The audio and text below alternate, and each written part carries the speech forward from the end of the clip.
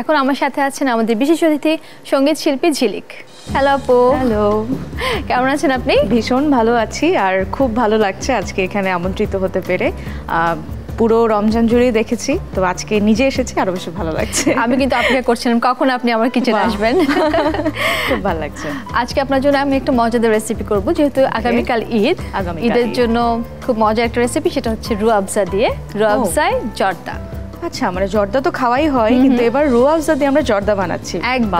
আমার কিন্তু রুহ আফজা খুব পছন্দের, মানে আমার যখন ইফতারের আইটেম আমি রেডি করি অনেক শরবত থাকে, সাথে রুহ আফজাটাও আমার থাকে আসলে আমি, এবং এটা আমার খুব পছন্দের। তো সেখানে জর্দাটা যেহেতু আমরা ডেজার্ট, সো ওই ডেজার্টের মধ্যে যেহেতু আপনি রুহ আফজা বলছেন, এটা আমার কাছে আরো বেশি ইন্টারেস্টিং লাগছে। So I am really waiting. তাহলে আমরা উপকরণগুলো দেখে আসি। প্লিজ, একদম।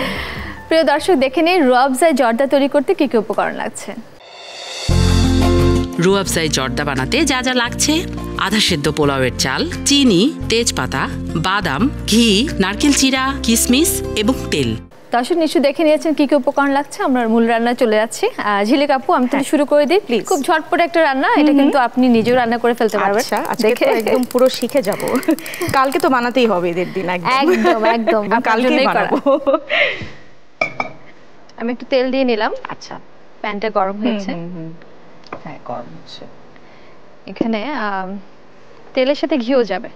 বাহ, ঘিয়ের স্মেলটা আসলে একদম পুরো খাবারের কিন্তু একটা চেহারাই চেঞ্জ করে দেয়। যখনই ওটা পরিবেশন করা হয় এত সুন্দর একটা স্মেল আসে ঘিয়ের কারণে। ঘিটা আমি শুরুতে দেব, পরে একদম লাস্টে আবার দেব। এখন আমি দিয়ে নিচ্ছি তেজপাতা, বাদাম কুচিগুলো আমি দিয়ে দিচ্ছি। ওকে, একটু নেড়ে দিই। হ্যাঁ প্লিজ। বাদাম কুচি, বাদামগুলো দিয়ে দিচ্ছি, আমার খুব পছন্দ বাদাম। হালকা করে একদম ভেজে নেব মনে হয় না? হ্যাঁ। এখন আমি দিয়ে দিচ্ছি চিনি।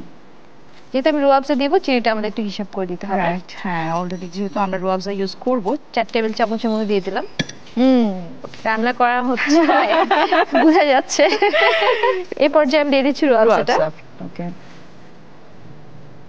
আমি একটা সুন্দর কালার চাই, একটু বাইরে দিচ্ছি। পরে আমি আবার সার্ভ করার সময় একটু দিয়ে দেব। Thank you. আচ্ছা, আসলে আঁকাতে পারলাম না, মনে হলো একটুখানি ধরি। হ্যাঁ, ঝিলিক আপু যে রান্না করে সবাই বুঝে গেছে, এক্সপার্ট। এখন আমার এখানে হাফ কুক করা, প্রায় 70% কুক করে রেখেছি, যাতে খুব সহজে হয়ে যায়। আমরা এদের সময় দেখা যায় কিছু কাজ আমাদের আগে রাখতে হয়, আসলে আমরা অনেক বিজি থাকি হয়, আর অনেক আইটেম যেহেতু করতে হয় ওদিন। হ্যাঁ, এটা একটু তাড়াতাড়ি হলে ভালো লাগে। ঝিলিক আপু, এটা তো হতে একটু সময় লাগছে, আমি কি একটা গান শুনতে পারি? হ্যাঁ, এটা আমি জানি, কারণ গানের মানুষকে আসলে গানের অনুরোধটা করতেই হয়। আচ্ছা, একদম আমার লাস্ট যে কাজ, সেই গানটা গাইছে আমার আর ইমরানের গাওয়া। ভীষণ চমৎকার একটা মিউজিক ভিডিও আছে এই গানের, জামাল হোসেন ভাই লিখেছে আর ইমরানের সুর সঙ্গীত। জেনে যাও তুমি, আমি একটুখানি গিয়ে শোনাচ্ছি। কি করে ভাবলে তুমি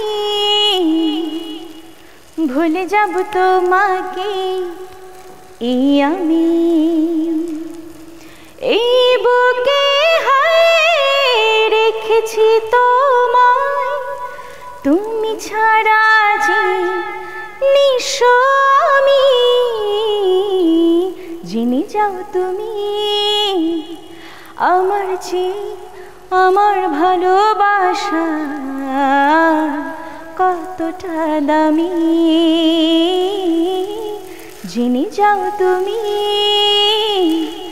আমার চেয়ে আমার ভালোবাসা কতটা দামি। Thank you. ওয়াও, এটা আসলে ভীষণ রোমান্টিক একটা গান। আমি রান্না করবো না, গান করব আমি। গানটা হচ্ছে যে এরকম জর্দার মতো মিষ্টি একটা গান, কারণ জর্দা আসলে গরমও খাওয়া যায়, বাট আমার মনে হয় যে ঠান্ডাটা বেশি ভালো লাগে।